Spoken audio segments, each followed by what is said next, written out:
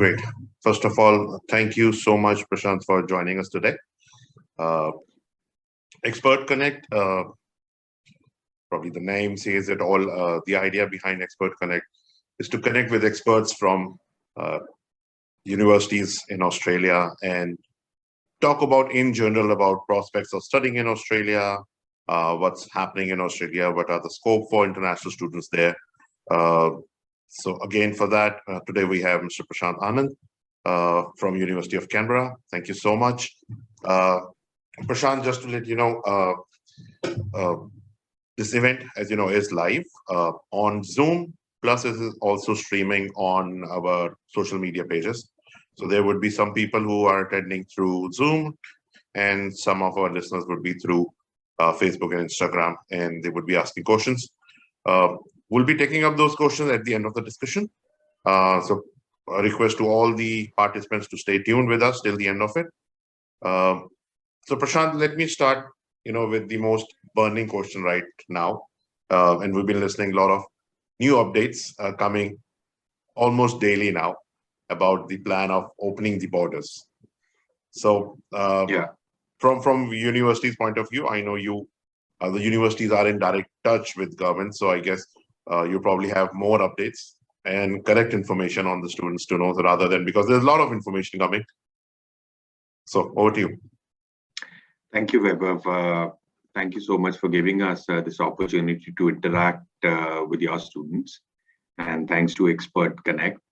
Well, you rightly said, a lot of students have been waiting, for the news that when they would be allowed back. So on 22nd of October, the ACT government did announce that at the start of the next academic year, international students will be allowed in Canberra. And if they do have a TGA approved vaccine, they will be allowed. So, that is something which is quite a positive step as far as the return of international students is concerned. The New South Wales government has also announced the pilot, and probably by the start of next academic year in 2022, we should see international students coming back to Canberra and other places also where pilots have been announced. So students should actually start preparing, for uh, the exact dates. We will let you know when exactly, what time of the year the students will be actually allowed to come in. So the students should start preparing accordingly now. Great. Thank you, Prashant. So, just to add on to that, what we could understand till now is that, to make it more clear for the students, uh, there are state governments in Australia and there is federal government, like central government here. So, the federal government has their own plans, but then there are some pilot projects which uh, the state governments independently has been, in touch with federal government and getting approved. So both could be different. Uh, of all the news that we've heard till now, it seems like there's going to be a huge announcement by the end of this year, uh, where we'll get little more clarity on this. But as far as now, what we know is probably there would be openings in stages by the federal government. What the federal government has said by now is that uh, first they're going to allow the Australian citizens to come back, because till now the borders has been closed for everyone, including the citizens. So first, I think, would be the Australian citizens. Second, of course, those international students who were studying online, had their visas and were studying online, have completed some part of their education already. Those, and then guess some priority to people who are related to medical field, and then international students. But still, these are some assumptions and some understandings. Um, we'll get more clarity as we go through. So, Absolutely. I Yeah. guess In the student, coming, yeah, yeah. So I guess, but this is, I mean, looking at the news, I think students should start planning, and start getting information, at least start their application process, so that by the time they get the news, they have at least covered some part of their journey towards reaching there. Absolutely correct, Vaibhav. I mean, in the days to come, we'll have more clarity as to what the exact process is, as to what the exact dates is. Uh, Students who've already are in their final year or they're pursuing their, degrees in health or medicine. So accordingly, the University of Canberra will start getting in touch with all these students as we do get the information from the federal governments and the state governments in the days to come. So we will keep all of you updated. Correct. Great. Thanks. So now when we talk about students should start planning. So when we say students should start planning, to help them understand more, first let us, it would be great for students to know about University of Canberra. Of course, it's based in ACT, which is the Australian Capital Territory. So what are the benefits, of being located in ACT, and what kind of courses University of Canberra has to offer to international students? Sure. So as you rightly said, Australian Capital Territory in which Canberra is based is the capital of Australia, and a very beautiful and a vibrant city, a very well-designed city. I personally call it as a city of no traffic jams because I've been to Canberra so many times and the maximum traffic jam that I've recorded is 70 seconds. So I'm sure students from India would actually love to go to a city which does not have traffic jams. From the airport to the university, it literally takes 15 minutes.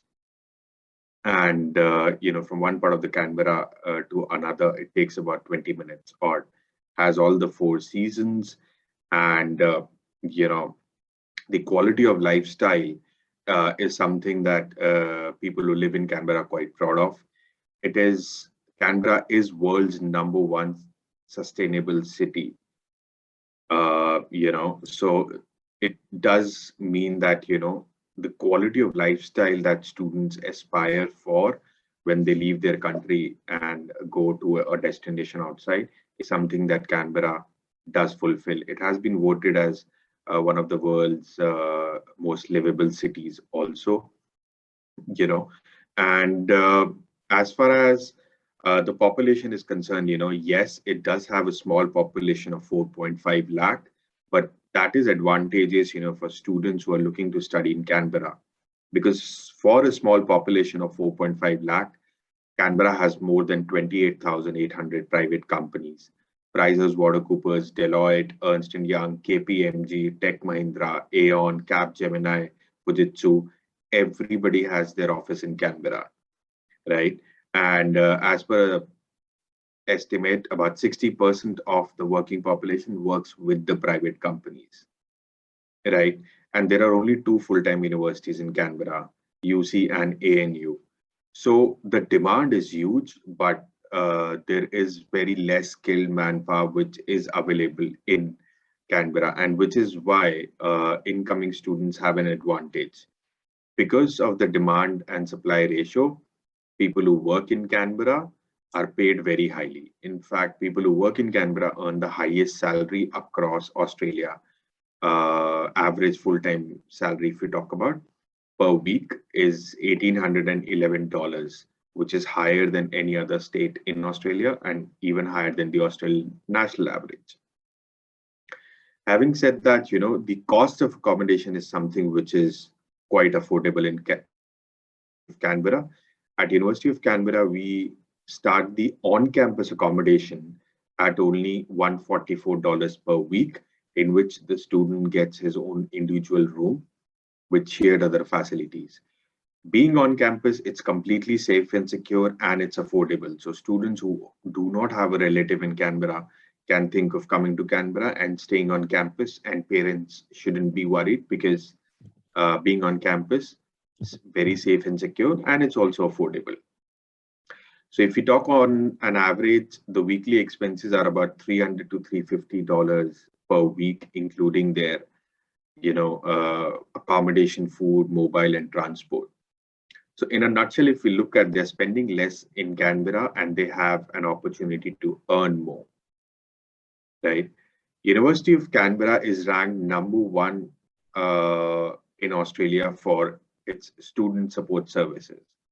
So another reason, for students who do not have a relative in Canberra to look at University of Canberra. As per the Times Higher Education rankings, we are ranked in the top 1% universities across the world and in top 10 in Australia. The overall graduate employability rate is almost 87%, and we have a 5-star rating as far as the teaching quality is concerned from the Good Universities Guide.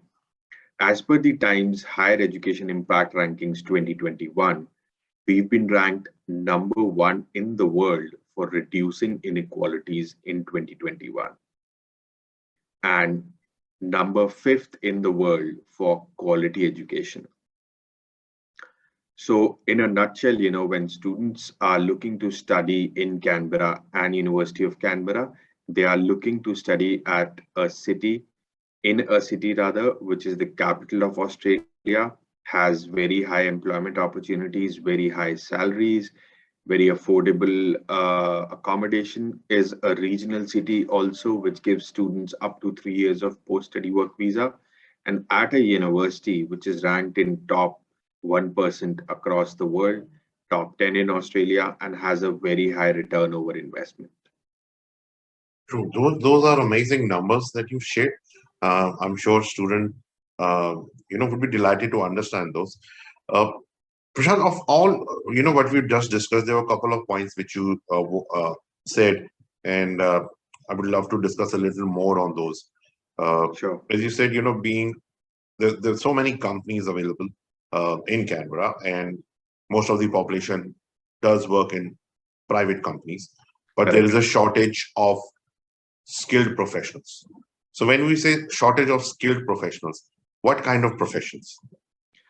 There is a huge demand of IT professionals in Canberra, and as a university, also both at the bachelor's and at the master's level, we offer all the specializations, whether it's cloud computing, Internet of Things, artificial intelligence, data science, robotics, business intelligence, business analytics, project management, cybersecurity. So we offer all the programs at the bachelor's and at the master's level, which the students can take up, and they can definitely look at joining these companies in Canberra. Also, a lot of business courses are offered, which the students can look at. Courses in communication are also there, which give detailed insights into branding, marketing, and advertising, which the students can look at. Great. Okay.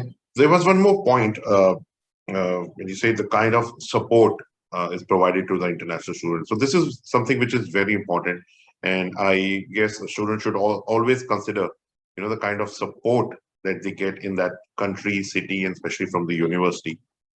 Considering that you are an international student, it's a whole new experience for you, and sometimes things do get a little tough to manage. And if you get that support, it helps a lot.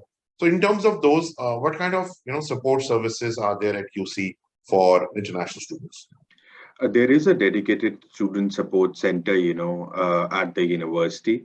And, once the students do reach Canberra, they can book, an option where a driver can be available to pick them up from the airport and bring them to the university.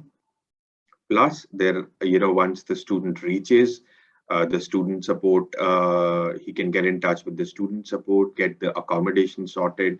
They can book the accommodation before they reach in Canberra. We have all the information on the website. If they want to stay in the campus, if they want to stay outside the campus, they do have all the relevant information on our website, which is www.canberra.edu.au.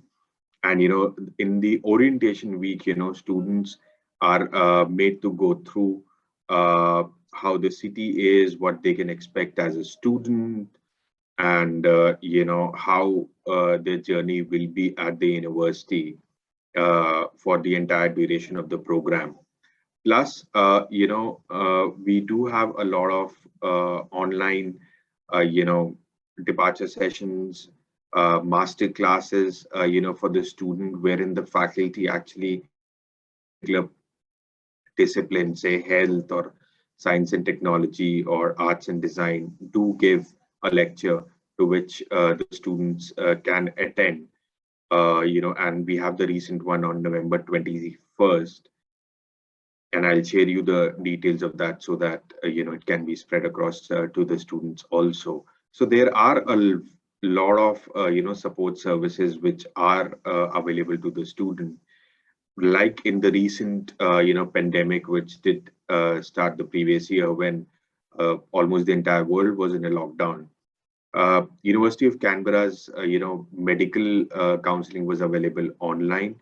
If the students had any issue, University of Canberra did start a student empowerment fund to help the international students. We collaborated with a lot of organizations so that the international students could be helped in every possible way. The ACT government opened up government jobs to international students. That was the first for any state to do it. So we have been helping students, and we want that students when they come to University of Canberra, they do feel that yes, it's a place where they would want to study and see their future as well. Great. Thank you, Prashant, for sharing. These kind of supports are in fact very important, and they help the students a long way when they are in Australia and trying to pursue their career and their studies. Now, one of the important factor, Prashant, which I wanted to discuss, when any student is shortlisting, the university and the course, one major factor is the scholarships. Correct. So what kind of scholarships are available for Indian or let's say international students at UC? Sure. So if a student is looking at the bachelor's program at the University of Canberra, if they have 70% overall in their year 12th, they will be eligible for a 10% scholarship for the entire duration of the program. And if they do have 85% in their year 12th, they will be eligible for a 20% scholarship for the entire duration of the program. Wow. Also, there are certain programs like Bachelor of Business, International Business, Bachelor of Sports and Exercise Science, Bachelor of Science, Environmental Science, Bachelor of Building and Construction Management, and about 8 other programs. So if the student applies for these 12 programs and has a percentage of 70 in year 12th, they are eligible for a 25% scholarship for the entire duration of the program. Great. And if we talk about the master's program, if the student have 65% overall in their bachelor's, they are eligible for a 10% scholarship for the entire duration of the program. And if they have 80% in their bachelor's, they are eligible for a 20% scholarship for the entire duration of the program. But again, programs like Master of Data Science, Master of International Business, Master of Marketing Management, Master of Human Resource Management. So if the student is looking at these 4 programs and they have 65% in bachelor's, they are eligible for a 25% scholarship for the entire duration of the program. Wow. Okay. So, scholarship, as I said, is a very important factor, and we started listing some questions, but yes, we'll answer those at the end of this. Sure. So, before we jump to the question sections, just 2 more questions which I wanted to ask. Now, Sure. Let's continue with scholarships. So, when you say, scholarships are given at the last qualification academic records, it's as per those. So, is there any separate application process for scholarship, or would the students be considered directly when they send an application? No, there is no separate process for scholarships. If the students meet the requirement once they upload their year 12th or their bachelor's mark sheet, if they are eligible for the scholarship, they will automatically get it in the offer letter. There is no separate application form for scholarships. Great. Okay, now just a last question before the Q&A. Prashant, as a representative of an Australian university, you met thousands of students. Give your some pointers, some basic points, which any student who's looking for overseas education and is a little confused and looking at all the options available. What points should they consider before and how to select their country or a course or a university? See, as far as the most important point in selecting the country should be that, how welcoming are they to the international community? Sure. How do they pursue, how well are they able to gel with the community there? And, so that is the most important point. Also, students, especially from India, should consider the climatic conditions also of that particular country where they're. I'm based out of Delhi, and most of us, in India, are not used to very hard climatic conditions, whether it's summers or whether it's winters. So we should be looking at a country, which has all the four seasons and is not harsh in any of the seasons. And as far as the selection of the university and selection of the program is concerned, there are two most important factors, that as a student, they should be looking at. They should do a proper research on the program that they want to study. I completely understand that, students are confused that which program they should look at, why should they study. So as far as that is concerned, they should look at two important points: whether they like to study what is being taught to them in that particular program, and what kind of a job profile will they actually aspire if they finish the program. Sure. I am not talking of the industry, I'm not talking of the role.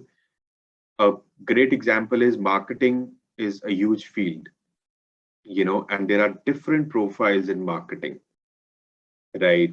There are at least 20 to 30 different profiles that in marketing which are there, and all have a different day-to-day work style. So students should do their proper research, look at the university's website, look at the, a lot of Australian government websites, which give them, what they can expect from this, profile or a career opportunity in about 5 years or 10 years to come. And I'm sure Expert Education and Expert Connect would definitely help students in this regard. Highly experienced with the years of expertise that Expert Education carries, and also you, Web, of the years of experience that you have. I'm sure students would love to chat with you and understand what the future holds for them. So I think these are some of the most important criteria, that the student should look at while they are looking to choose in a country, a city, and a university. True. True. I guess these were, the best options and the best, guidelines that can give to a student. And thank you so much for sharing your insights on that, Prashant. I think let's jump to some question we have. So just to let the participants know, we'll try to answer as many questions and give you as many details as possible. But if you still have any questions, you are most welcome to visit our Ahmedabad office or call us or email us. We'll be happy to help you with any queries. So when we're talking about scholarships, so Sumit asked this question that when we said 80% in their 12th, is it CBSE or state board? Because Gujarat state board does not give that much. So it's not 80%. The scholarships start at actually 70%. Okay. So it's 70% overall from CBSE or state board. The students are eligible for a 10% scholarship. And if the students have 85% overall from CBSE or state board, they are eligible for 20% scholarship for the entire duration. But as I did mention that programs like Bachelor of Business, International Business, Bachelor of Corporate and Media Communication, Bachelor of Sports and Exercise Science, Bachelor of Network and Software Engineering Honors, Bachelor of Science Environmental Science, Bachelor of Science Medical Science, Bachelor of Building and Construction Management, Bachelor of Design Interaction Design.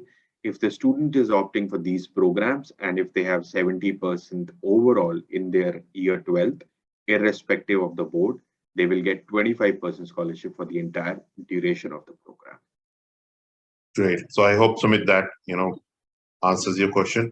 I understand, the difference, but, from the difference between, a central board and state boards. But, we can also try to understand from a university prospect, like University of Canberra isn't getting students only from India. They're getting students from all over the world. The scholarships are offered to everyone. And when we talk about all over the world, there are, I don't know, about more than 100 education institutes or sectors or boards that they're talking about. So, to differentiate between all them is almost impossible. So they have to, have a flat system of giving scholarships to any board that you come from. It does become difficult, but that is also, very difficult for a university to differentiate between all the boards. Anyhow. Just to add on to what Weber you just mentioned, Sumit, the fees of most of the bachelor programs at University of Canberra is not that high. The average is about 32,000 Australian dollars per year. So the fees not being that high and the living expenses being on the lesser side,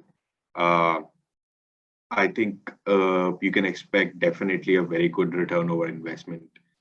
Right now, what I would like to say is that this is an investment that you're making towards your future, right? So if you're able to make a sound investment, the rest of the life is what you're looking at. So choose wisely. True. So I always say, whenever you're planning your overseas education, take it as a, depending on which, how many years of course you're going for study, plus 2 years. So have a plan of 4 or 5 years, 4 to 5 year plan that, okay, this is when this venture is going to start and this is when it's going to end. So accordingly, how you should plan everything, including your ROI, because you're going to spending a lot of money. So how you're going to get return. So that is why, very one important factor, which Prashant also said, that how welcoming that country is and what are the options available to you to stay back in that country and work. Because when you stay back in that country and work there full time and earn some money, that helps a lot on your return of investment as well. Section 2 and 3 university student can apply. So one, I believe this student has already got some consultation somewhere, because only then the student knows about section 2, 3 universities. So Kruti, yes, Prashant, so Kruti's question is, can students from section 2 and section 3 universities apply? And if yes, what are the requirements for PG courses? So I believe this is admission requirements. She's probably not asking for scholarship. Correct. Kruti, if you could let us know which program are you exactly looking at, and I can let you know the requirement. And yes, section 2 and 3 university students can definitely.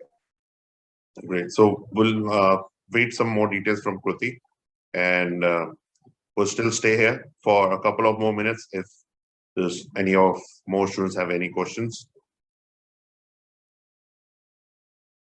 All right. So while we wait, Prashant, there has been, when we start about talking about opening of borders, there's been a lot of discussion going on. And as you also said, TGA approved vaccination. So now in interest of students, who probably wouldn't understand what that TGA means and what are the approved vaccinations of TGA. Can you give a little more detail on that? Weber, what I would request the students is that they should go to the TGA website.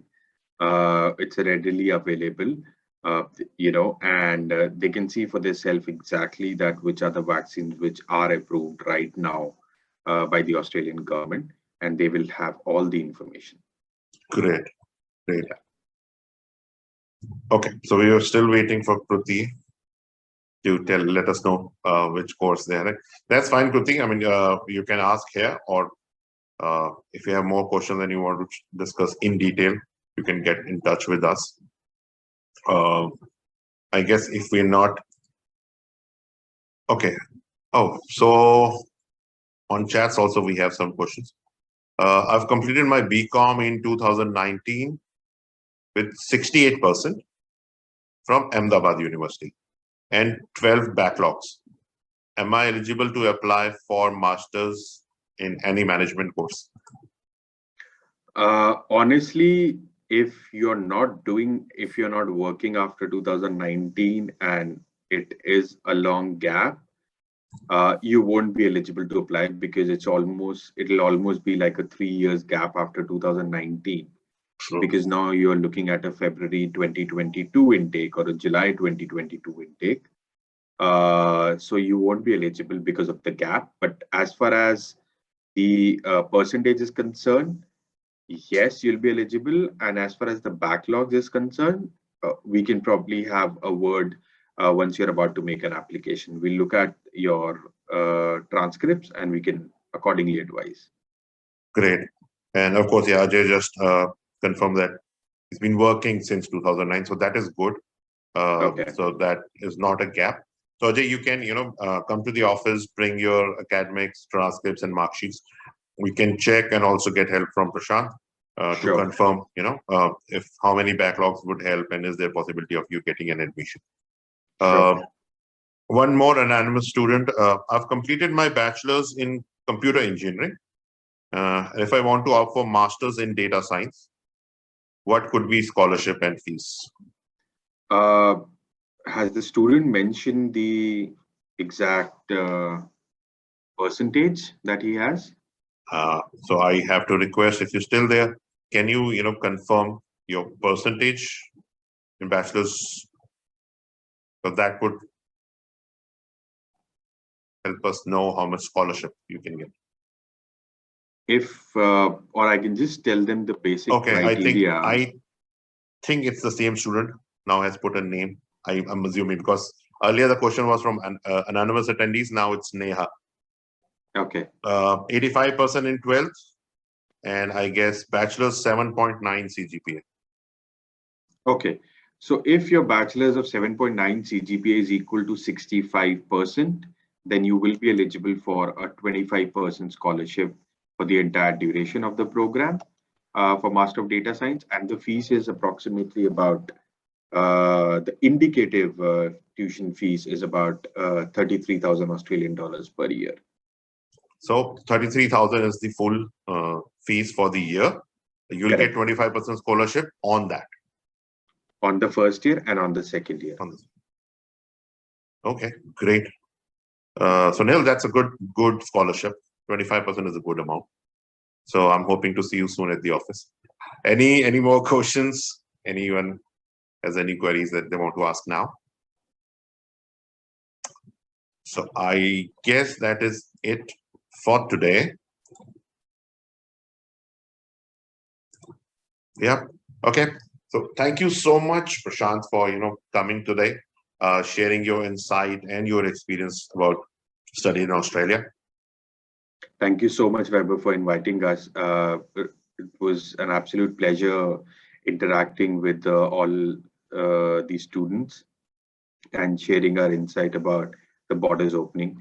And we look forward to meeting more students in your office once we start to travel, hopefully in January. Yeah, I hope. Really looking forward. I've actually started getting some requests from Australia of late December.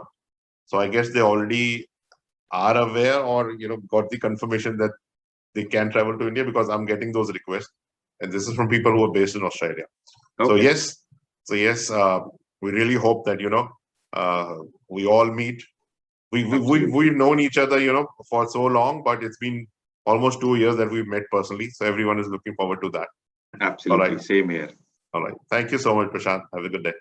Thank you. You too. Have a nice weekend. Bye. Bye-bye.